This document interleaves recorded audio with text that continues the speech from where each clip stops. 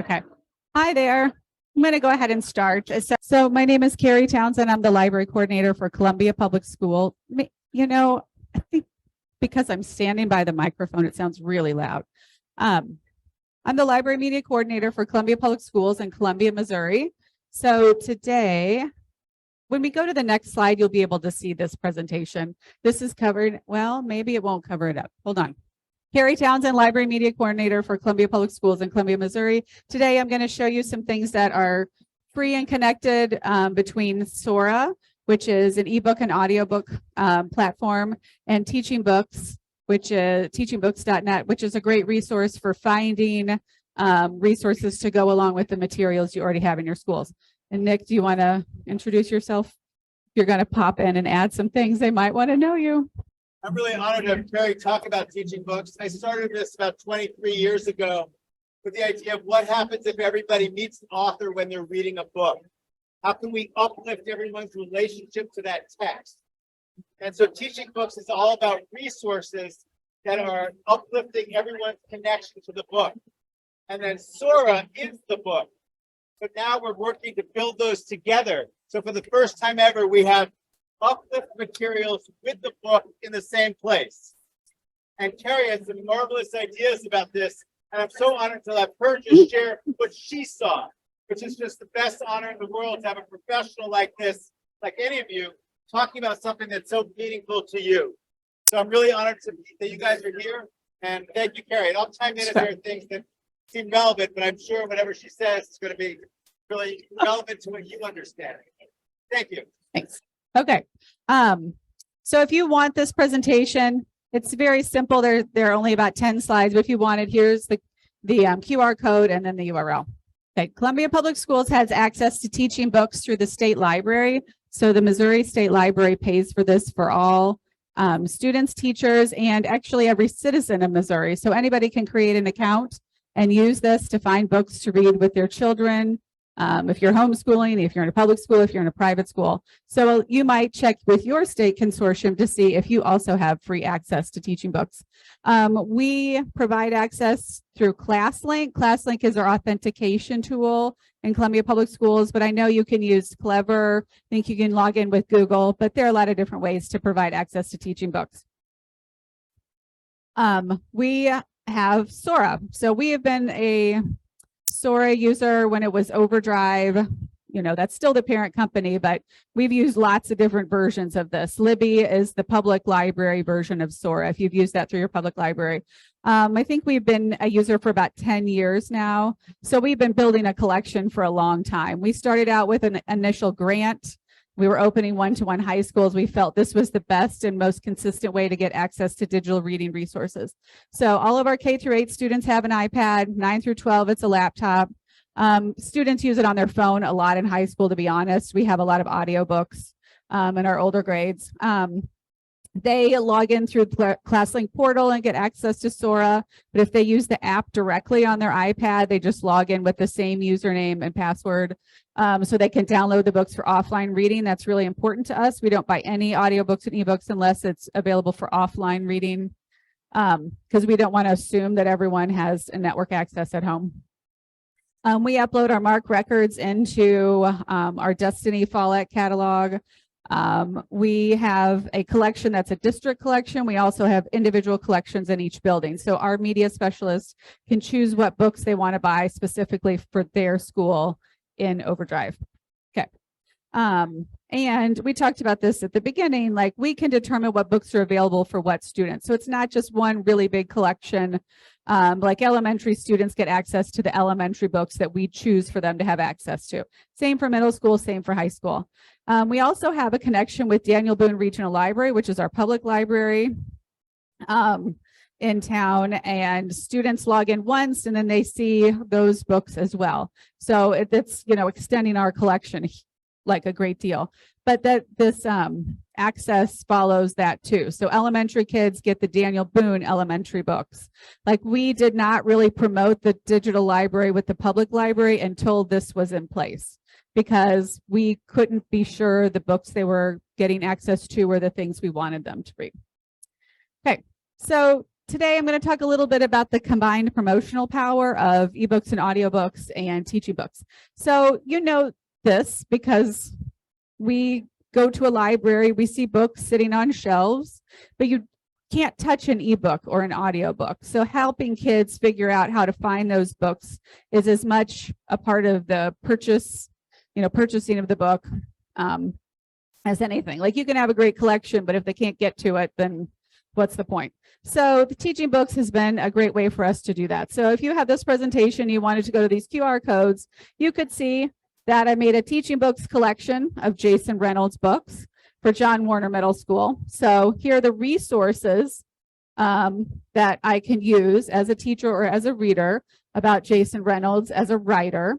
And then this link on the right is my Destiny collection. So I created a Destiny collection with the MARC records I uploaded in to Destiny. So now you can see the books I have in my library, my print books, my Sora books, ebooks and audiobooks. So in one place I can get to those, in one place I can get to the resources. So these little QR codes would be all around the library. You could put them, you could tape it to the edge of a book, you could put it on the shelf, you could tweet it out, you could have it in your electronic place for your library.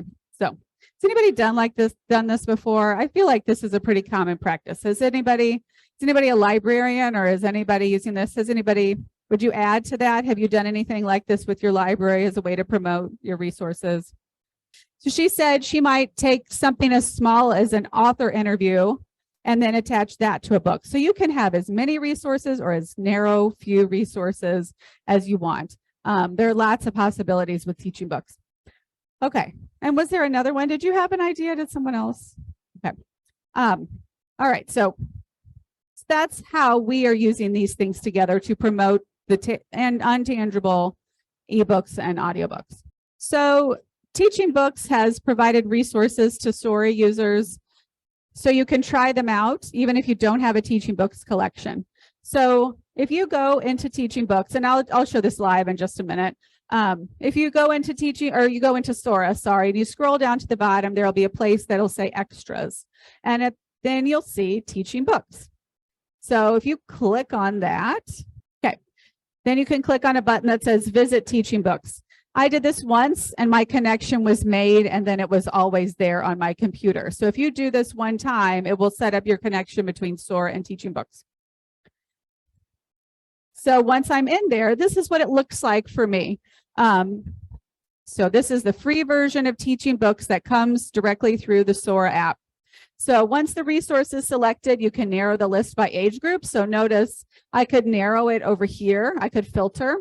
I don't have to have a login to access any of these resources. So once I make a collection or a set of, well, I guess that would be on the paid side of TeachingBooks.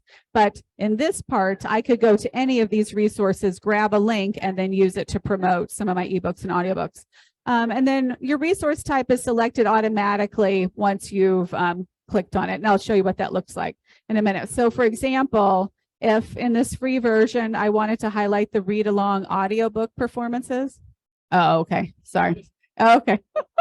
Okay. So if I wanted to highlight the complete book readings and I clicked on that link and then I got all the complete book readings, if I got a link right there, I would be able to highlight that. That's what my readers or my library or my patrons would see. Okay. Which is what this looks like. So let's say I got into the video book trailer of The Absolutely True Diary of a Part-Time Indian.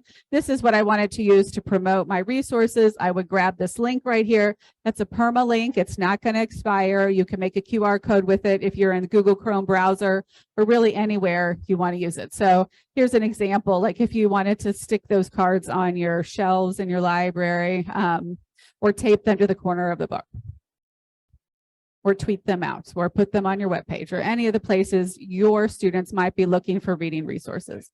Maybe. Oh, there you go. How's that? Can you hear me? Maybe. Yeah. I don't know. So how's that? That better? So TeachingBooks is going to have resources for every book that you're using, pre-K through 12. So we don't have the book, Sora does. This is an example of a resource.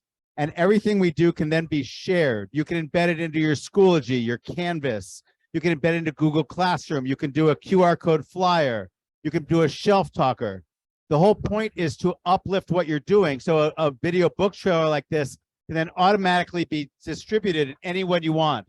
If you want your family members to be connected, you know your child is reading a book and you want to go above and beyond. What are you reading? Yeah, I'm reading this. And you want to have something to talk about. You can send a flyer home with just this resource, and they can watch that just by scanning the QR code on their phone at home. And it's always going to be connected to your access. Anytime you share anything, it's increasing your use that's associated with your account, but they never need to sign in. You're the authorized user, you created the access, and then it can be shared with anybody. Does that make sense? Yeah. I'm going to go live and show them that in just a second. Okay. Yeah. Okay. All right. Here's my contact information if you want it. But like I said, here's the QR code for this. And I'm going to show you what this actually looks like in real life. And does anybody have any questions while I'm heading over that direction? Says it needs to be beyond the library. Absolutely. In fact, this is the whole point, is to move out of the physical walls of the library. So connecting it to classes. So like, you know, creating a collection and pushing it out through Schoology or Canvas or whatever learning management system people are using, or community members. Like on our district webpage, we have collections of books that we want people to be aware of related to different topics, and they all come from TeachingBooks. So it's not just the list, it's some ideas too. So this is our ClassLink portal in Columbia Public Schools. We have an electronic library folder here at the top. And these are some of the resources we provide for our students and teachers. Notice that TeachingBooks is here and Sora is here. So it's single sign-on. They get to both right in the same place. So I've already logged into both. So here is my Sora collection. A lot of the things I was looking through the flyer that's on your chair, we have a lot of these resources from Sora. So like we have the magazine collection. We really like that. Sora Sweet Reads. So here's some summer reading titles we suggest for kids. Here are new books we've just recently purchased. And then like the award books for Missouri. So in TeachingBooks, oh, my session's expired. So that's okay, because all I have to do is click. Yeah, if I click on it again, it'll okay, so here's my TeachingBooks. So because we have the version through our Missouri State Library, if I click on For Educators, I can go right to book promotion right there. So when I click on book promotion, I have promote a book, QR code, shelf talker. So a lot of these things can already be made for you. You don't have to start with them. Reading list for Missouri. So if I start with reading list for Missouri, I'm just going to look at the Dogwood titles, grades 3 through 5 for next year. That's our nonfiction award in Missouri. So when I click on that, notice I get this URL. I can use that URL and share it out. And all of the resources will be available for anyone who wants to have resources associated with these books. So here's the actual book list. So notice nonfiction awards. If I scroll down, I see all the different titles. If I want to know more about Blast Off, how Mary Sherman Morgan fueled America into space, I could click on the book cover. And from there, I could share this too. So here's this share this page again. Like anywhere you go, there's a share this page button.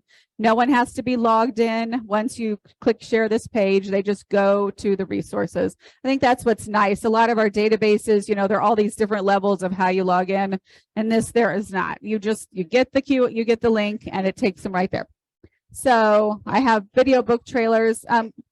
We talk about this in our library. A lot of this stuff is freely available on the web. A lot of this stuff has been created by TeachingBooks. This just makes it so much easier for the librarians in my district to do their work, because they've already curated this amazing list of resources. It just gets us going way faster than if we were trying to, you know, curate all of this stuff ourselves. Okay, so anyway, there's tons and tons of good stuff here. Nick will stay and talk to you. Oh, what do you want?